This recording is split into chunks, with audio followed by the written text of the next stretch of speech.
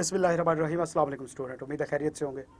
चलिए जी, आज की वीडियो बेसिकली एक क्वेश्चन के ऊपर ही है। आप इसको एग्जाम गाइडलाइन वीडियो भी कह रहे हैं। तो आज की वीडियो में हम जो चीज़ें डिस्कस करेंगे, सबसे पहले कि बी लॉ का पेपर का पैटर्न क्या होता है, और सबसे इंपॉर्टेंट चीज़ जो हमें आज की वीडियो में डिस्कस करेंगे वो होगी इंशाल्लाह कि पेपर को आपने सॉल्व कैसे करना है। तो मतलब हम इसके अंदर मुख्तलिफ टाइप्स के क्वेश्चन देखेंगे, इसी तरह हम स्ट्रेटजी अपनी डेवलप करेंगे कि आपने पेपर को किस तरतीब से करना है और कैसे कैसे आपने उनको आंसर करना है। इसी तरह हम मुख्तलिफ छोटे छोटे फैक्टर भी देखेंगे जो आपकी ड्राफ्टिंग को, आपकी प्रेजेंटेशन को, आंसर की क्वालिटी को जो है वो अफेक्ट करते हैं या इम्प्रूव करते हैं। ठीक हो गया। तो लिहाजा वीडियो स्टार्ट करने से पहले तमाम लोग चैनल को मस्ट सब्सक्राइब करें, क्योंकि मैं आज देख रहा था मेरे तकरीबन 80% जो व्यूअर हैं वो तकरीबन नॉन सब्सक्राइबर हैं। पुत्र तुसी वक्री मुफ्त बारी लाई हुई है, तो काइंडली इसको सब्सक्राइब करें और उसके बाद मूव करते हैं वीडियो के ऊपर। अच्छा बेटा, वीडियो थोड़ी सी लेंथी होगी, हम इसके ऊपर डिटेल से डिस्कशन करेंगे एग्जाम गाइडलाइन की। इसके अलावा जो टेस्ट सेशन है हमारा, मैंने एक वो वैसे ही लॉन्च किया है। अभी तकरीबन कल उसका एक टेस्ट हो गया है, मुझे याद नहीं रहा चैप्टर 11-12 का, बाकी अभी रहते हैं। तो मैंने अपने जो हमारा मैनेजर एडमिन है, मैंने उससे कहा है कि भाई ये शेड्यूल सबके साथ शेयर कर लो, आप तमाम लोग जो है वो फ्री ऑफ कॉस्ट दे सकते हैं। तो बहरहाल उसको अटेम्प्ट करना चाहें तो आप नीचे व्हाट्सएप का लिंक मौजूद है डिस्क्रिप्शन में, आप उस ग्रुप को ज्वाइन कर सकते हैं। ओके, तो वीडियो स्टार्ट करते हैं। सबसे पहले बेटा हम थोड़ा सा बी लॉ के पेपर के पैटर्न को देखते हैं। देखो बच्चे, इसके अंदर 30 एमसीक्यूज होंगे और 30 नंबर के जो होंगे, और इसके अलावा 70 पोर्शन का जो नंबर का जो पोर्शन होता है वो हमारा सब्जेक्टिव कह सकते हैं आप उसको। उसके अंदर आपको केस स्टडी भी होते हैं, स्ट्रेट क्वेश्चन भी मौजूद होते हैं, जो थ्योरेटिकल आंसर आपने देने होते हैं। अब बेटा अगर बात की जाए उस सेकेंड पोर्शन की, तो उसके अंदर तकरीबन 35% जो होता है वो स्ट्रेट क्वेश्चन पे मुश्तमिल होता है। बाकी पोर्शन जो है तकरीबन 65 to 70% का पोर्शन जो है वो प्रैक्टिकल क्वेश्चंस के ऊपर होता है, जिसको हम केस स्टडी कहते हैं। अच्छा, अब सबसे पहले एक चीज़ कि भाई आपने पेपर को स्टार्ट कैसे करना है। देखो बेटा, अब अगर बात की जाए तो नॉर्मली एक पेपर के अंदर 40+ क्वेश्चन होते हैं, मतलब 30 एमसीक्यूज ऐड किए जाएं, और उसके अलावा एम लॉ के पोर्शन के भी 35 नंबर के क्वेश्चन होते हैं, और इसी तरह सी लॉ के पोर्शन के भी 35 नंबर के क्वेश्चन होते हैं। तो बेसिकली ये तकरीबन 70 मार्क का, तकरीबन 40 या 42 के करीब क्वेश्चन जो है वो हर अटैम्प्ट में बनते हैं। अब बेटा, अब 15 मिनट जो हमारा रीडिंग टाइम होता है उसके अंदर सारा पेपर पढ़ना पॉसिबल नहीं है। आप सारा पेपर नहीं पढ़ सकते, और अगर आप उसको पढ़ने की कोशिश भी करेंगे तो जल्दबाजी में पढ़ेंगे, वो वेस्ट ऑफ टाइम होगा, उसका कोई फ़ायदा नहीं है। लिहाजा मेरी अपनी ये अपनी आपके लिए सजेशन है। मैं इसका कोई यूनिवर्सल ट्रुथ नहीं कर सकता। मैं जो चीज़ आपको गाइड करूंगा उसके ऊपर लॉजिकली एक्सप्लेन कर दूंगा चीज़ों को। बाकी आपकी अपनी भी मर्जी है, आपके टीचर्स खुद जैसे गाइड करते हैं आप उस तरीके से भी चल सकते हैं, कोई इशू नहीं है। देखो बेटा, पहले जो 15 मिनट है उसमें आपने एमसीक्यूज को नहीं पढ़ना। 30 एमसीक्यूज होते हैं बच्चे, ये वो वाले एमसीक्यूज होते हैं जो नॉर्मली 2-3 नंबर का पहले क्वेश्चन आता था, अब वो 1 नंबर का एमसीक्यूज पूछ लेता है। आप इसको पहले तो सिर्फ एमसीक्यूज ही 15 मिनट के अंदर नहीं पढ़ पाएंगे, कुछ उसके अंदर स्ट्रेट होते हैं, लेकिन कुछ जो केस स्टडी वाले हैं, एक एक एमसीक्यूज आपका 3-3, 4-4 मिनट खा जाएगा उसको अंडरस्टैंड करने में ही। उसकी वजह क्या है बच्चे, देखो जब आपके पास शुरू शुरू में पेपर आता है आपका माइंड रेडी नहीं होता, और बल्कि आपको लग रहा होता है कि जनाब मुझे सारा कुछ भूल चुका है, मुझे कुछ आता ही नहीं है। लिहाजा शुरू में एमसीक्यूज के पोर्शन को ना छेड़ें। उसकी वजह एक तो वो आपका टाइम खाएगा, जल्दबाजी में आप कंप्लीट करने की कोशिश करोगे, वो सारा टाइम वेस्ट जाएगा।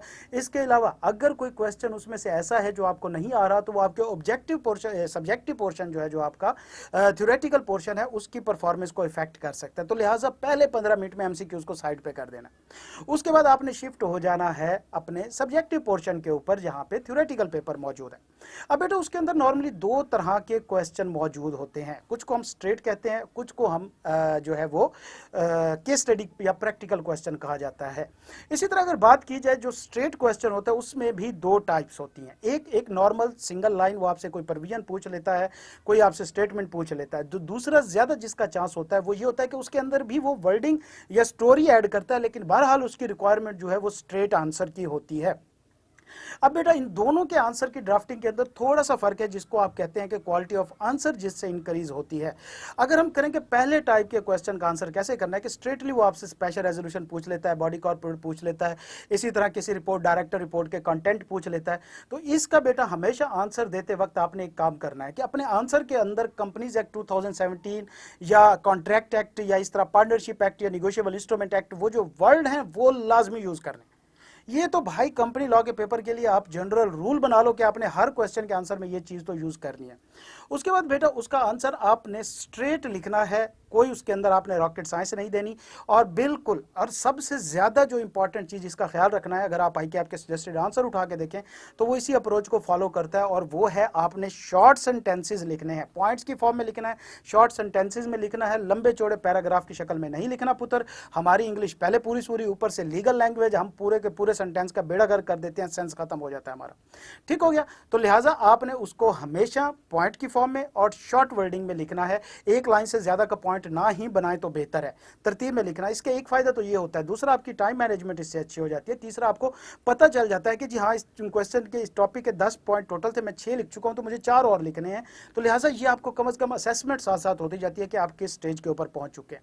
उसके बाद अगर आते हैं कि जो दूसरे टाइप का स्ट्रेट क्वेश्चन होता है जिसमें वो वर्डिंग यूज करता है, जिसमें कंपनीज का नेम वगैरह यूज करता है, तो बेटा आंसर इसका भी सेम है, लेकिन एक थोड़ा सा ख्याल रखना होता है, वो ये है कि जब भी आप आंसर करेंगे उस स्पेसिफिक सिनेरियो के प्रोस्पेक्टिव में करेंगे। मतलब जो उसने कंपनी का नाम यूज किया है, आपने आंसर में वो कंपनी का नाम मस्ट यूज करना है। मतलब वो कहता है कि जी एएल है, वो एमएल की सब्सिडरी कब होगी, तो आपने बताना होगा कि एएल जो है वो एमएल की सब्सिडरी उस वक्त होगी, नाम यूज करना है बाकायदा आंसर के अंदर।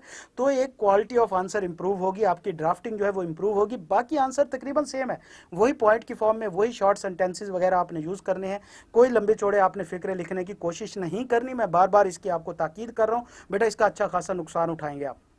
ठीक हो गया? अच्छा, उसके बाद मैं थोड़ा सा जल्दी जल्दी बोल रहा हूँ बेटा, ज़्यादा लंबी वीडियो हो जाती है, इसको एडिट करने में 6 घंटे लग जाते हैं और फिर अपलोड करने में तो बहुत ही टाइम लग जाता है, लिहाजा शॉर्ट वीडियो करने के चक्कर में वो लॉन्ग करेंगे तो ये 40 मिनट का लेक्चर है। अच्छा, उसके बाद हम मूव करते हैं बेटा कि ये पता कैसे चलेगा कि ये स्ट्रेट क्वेश्चन है। देखो बेटा, सबसे पहली चीज़ तो है कि आपकी अपनी असेसमेंट और प्रैक्टिस जो है वो मैटर करती है क्वेश्चन को अंडरस्टैंड करने में कि ये स्ट्रेट है या ये प्रैक्टिकल क्वेश्चन है। लेकिन बहरहाल कुछ निशानियां जो होती हैं रिक्वायरमेंट के अंदर, वो हमें बता देती हैं कि भैया ये क्वेश्चन स्ट्रेट है या प्रैक्टिकल है। मिसाल के तौर पे अगर क्वेश्चन की रिक्वायरमेंट के अंदर वर्ड स्टेट आया है, नरेट आया है, इसी तरह प्रोड्यूस आया है, इस तरह इन लिस्ट आया है, तो ये वो वर्ड होते हैं जिससे मुराद ये होती है कि भैया जी जो कुछ बुक में लिखा है आप एज इट इज प्रोड्यूस कर दो। तो लिहाजा इस रिक्वायरमेंट को भी देख के आपको अंदाजा लग सकता है कि ये क्वेश्चन स्ट्रेट है या प्रैक्टिकल क्वेश्चन है।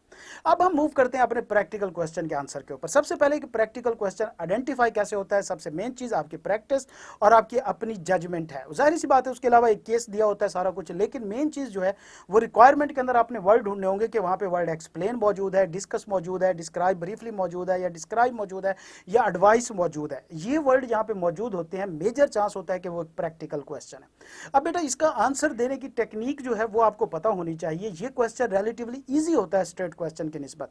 इसमें वजह क्या है कि बेटा हमेशा इस क्वेश्चन के आंसर आपने 3 पार्ट में करना है। अब यहाँ पे क्वेश्चन था सर हम मार्कर यूज कर सकते हैं, हेडिंग यूज कर लेते हैं। पुत्र 3 घंटे के पेपर में पेपर वैसे ही पूरा नहीं होता, आप सादा लिखो, आप हेडिंग्स वगैरह दे के कहाँ पे फिरते रहोगे। लिहाजा टाइम जो है उसको एफिशिएंटली मैनेज करना सबसे इंपॉर्टेंट है।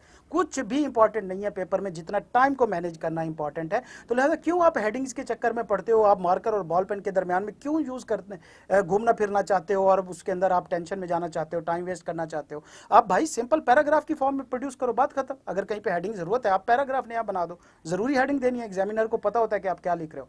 तो लिहाजा टाइम मैनेज करना सबसे इंपॉर्टेंट है। ओके, तो बेटा इसके 3 पोर्शन होते हैं। नॉर्मली मुख्तलिफ टीचर इसको मुख्तलिफ वर्डिंग में कहते हैं, मैं अपनी वर्डिंग में समझाऊंगा। सबसे पहले बेस होती है।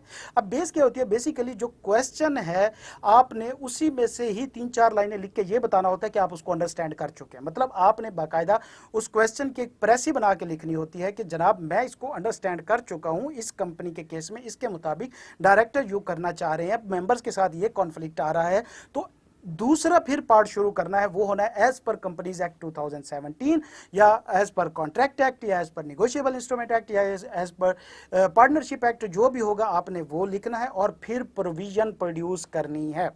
अब ये जो प्रोविजन है इसके ऊपर हम आगे चल के बात करेंगे कि जो क्वेश्चन आता है कि सर क्या हम अपनी वर्डिंग यूज कर सकते हैं या नहीं कर सकते, ये हम अगला पॉइंट जो है इसके अंदर लेके आएंगे। अच्छा, दूसरे पॉइंट के अंदर बेटा आपने एज इट इज प्रोविजन दे देनी है, जो भी प्रोविजन लॉ के अंदर लिखी है, 2 लाइनें 3 लाइनें आपने वो प्रोड्यूस करनी है। और थर्ड पॉइंट आपका कंक्लूजन होना है। अब कंक्लूजन के लिए बेटा आपको कोई लंबी चौड़ी रॉकेट साइंस नहीं मारनी। पहला जो आपकी बेस थी प्लस प्रोविजन, उन दोनों को मिक्स करके लॉजिकली आपने एक कंक्लूजन देना है। तो लिहाजा अगर हम बात करें प्रैक्टिकल केस में, तो भैया कंक्लूजन और पहला पैराग्राफ तो आपको क्वेश्चन में से ही मिल जाता है। लिखना तो सिर्फ आपने प्रोविजन ही होती है। तो लिहाजा थोड़ी सी आपकी ड्राफ्टिंग टेक्निक यहाँ पे मैटर करती है, बाकी तो सारा कुछ आपको लिखा लिखाया मिल गया। केस स्टडी जब एक एग्जामिनर देता है तो उसके अंदर से काफ़ी सारे पॉइंट्स आपको समझ आ सकते हैं, काफ़ी सारी आपको वर्डिंग मिल सकती है, लैंग्वेज मिल सकती है, जिससे आपको पता चल सकता है ये क्वेश्चन किस टॉपिक का आया हुआ है। ठीक हो गया।